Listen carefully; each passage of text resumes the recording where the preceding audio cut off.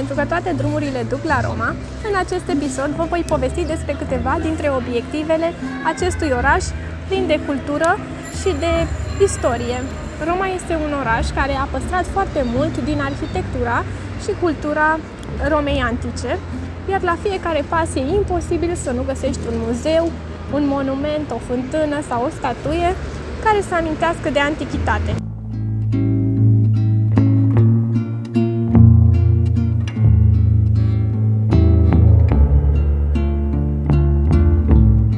Panteonul este o clădire construită pentru a fi templu dedicat tuturor zeilor din Roma antică.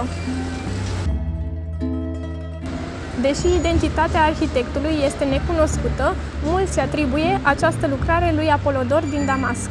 Este cea mai bine conservată clădire din Roma antică și una dintre cele mai bine conservate din întreaga lume în ceea ce privește acoperișul. Acesta a rămas intact, fiind acoperișul original. Acoperișul sub formă de cupolă este relativ ușor pentru că în compoziția betonului nu s-a folosit pietriș, ci puzolană. Puzolanele reprezintă materiale naturale formate din sedimentarea cenușii vulcanice.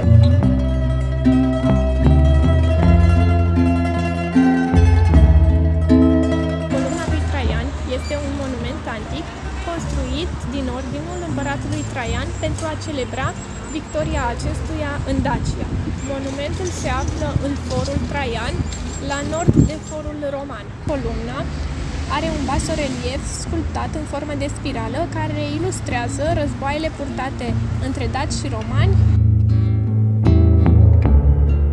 Are o înălțime de 40 de metri și este compusă din 18 blocuri de marmură de Carrara, fiecare cântărind 40 de tone.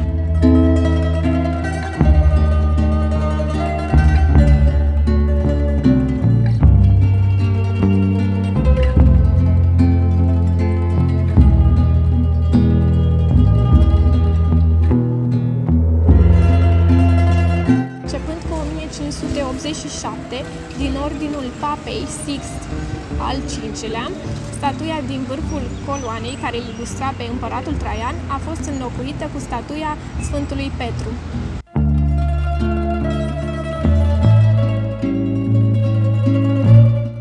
Monumentul național Victor Emanuel al II-lea, cunoscut și sub numele de Altarul Patriei, a fost construit pentru a-l onora pe primul rege al Italiei unificate.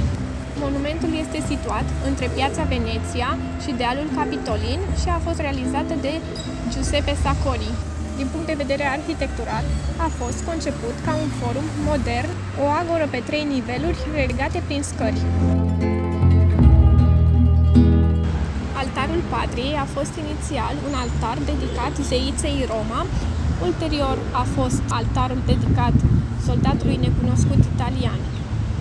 Iar în prezent este Altarul Patriei, parte din monumentul național Victor Emanuel al II-lea.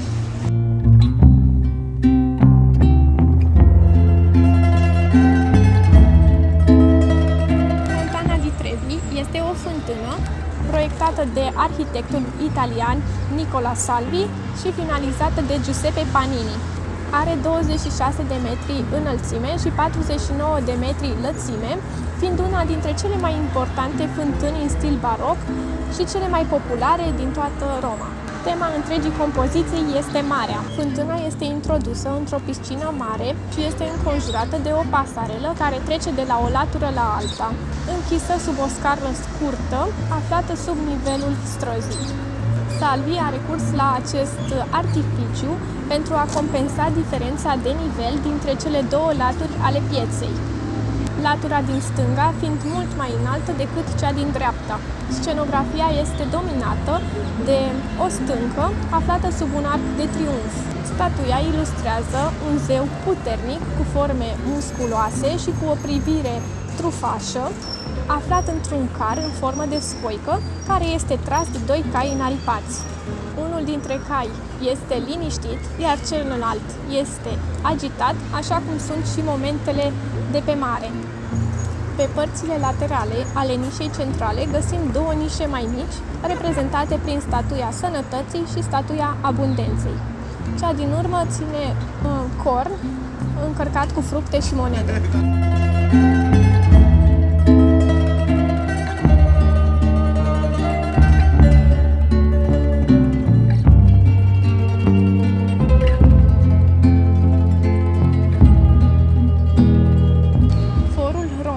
A fost principala piață publică din Roma antică, adică centrul acestei civilizații. Forul roman a fost reconstruit de mai multe ori de-a lungul istoriei sale și de aceea îmbină foarte multe forme arhitecturale. Inițial reprezenta o piață pentru cumpărăturile zilnice și ulterior a devenit un loc de întâlnire pentru diverse evenimente politice. A fost fundalul multor evenimente istorice, inclusiv incinerarea lui Cezar. Este de asemenea nodul rețelei de drumuri construite de romani, fiind străbătut de Via Sacra. A adăpostit o serie de clădiri importante, monumente și statui. Printre clădiri se numără Casa Senatului, Templul lui Saturn, Arcul lui Titus și Templul Vesta. De-a lungul secolelor, nivelul solului a tot crescut și a acoperit o mare parte din clădirile și din toate valorile istorice pe care le oferea forul roman. Tocmai de aceea, la sfârșitul secolului al XVIII-lea, au fost demarate săpături pentru a scoate la iveală toate aceste vestigii antice. Forul roman continuă să fie unul dintre cele mai importante situri arheologice din capitala Italiei. Așadar, forul roman reprezintă un muzeu în aer liber.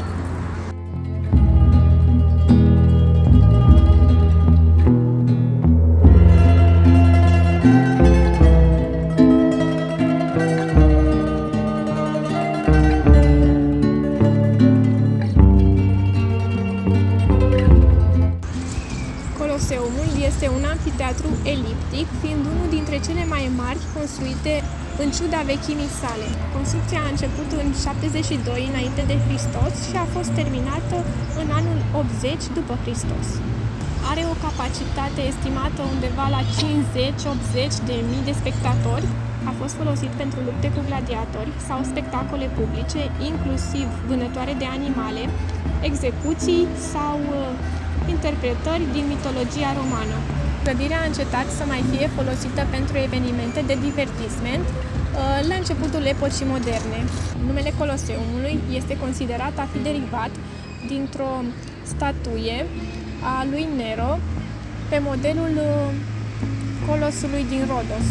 Cuvântul Coloseum este substantivul derivat din adjectivul Colosseus, care s-ar traduce prin grandios, gigantic sau colosal. Inițial, numele latin al acestei clădiri era pur și simplu Amfiteatrum.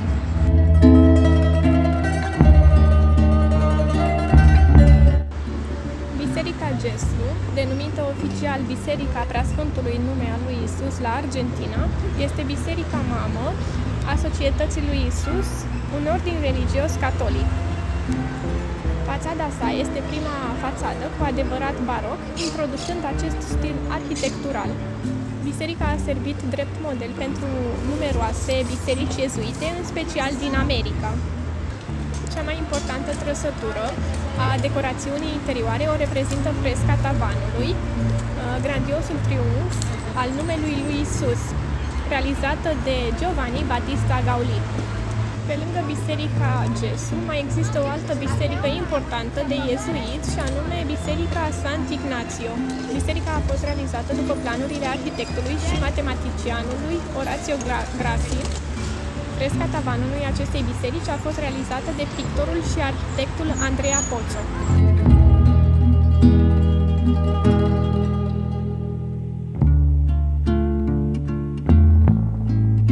Situat pe malul râului Tibru, mausoleul lui Adrian, cunoscut și sub numele de Castelul Sant'Angelo, este o clădire cilindrică înaltă din Parcul Adriano.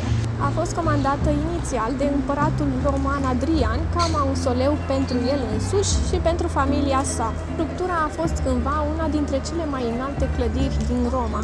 Ulterior, papii au folosit clădirea ca fortăreață sau castel, iar în prezent este un muzeu.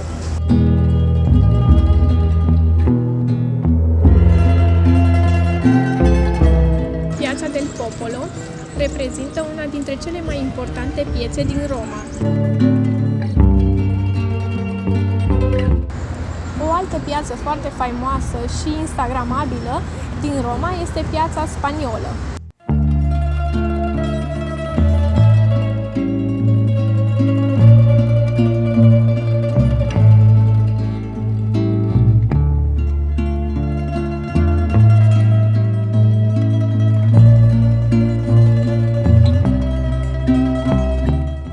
Grădina Burgheză este cel mai mare parc public din Roma și are aproximativ 60 de hectare.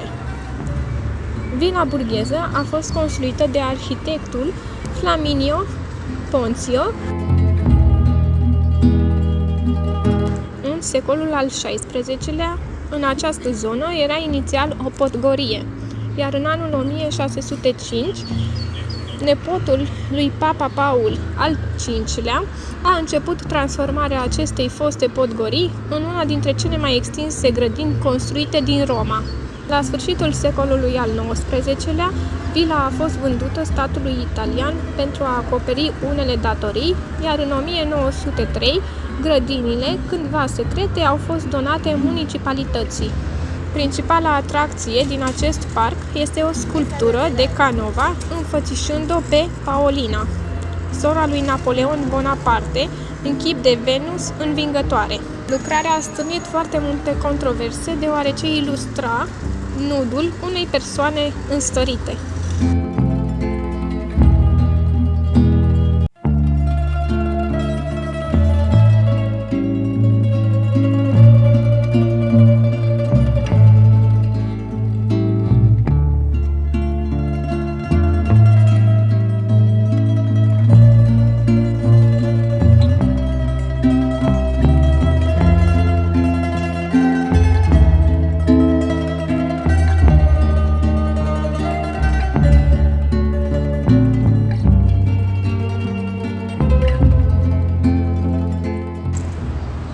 De toate obiectivele pe care le-am prezentat în acest episod, în Roma nu ajunge un city break pentru a vedea tot ceea ce este de văzut. Vă mulțumesc mult că ați urmărit acest videoclip și sper că v-a plăcut. Aștept să văd asta printr-un like sau printr-o părere în comentarii. Eu am fost Andreea și ne vedem data viitoare!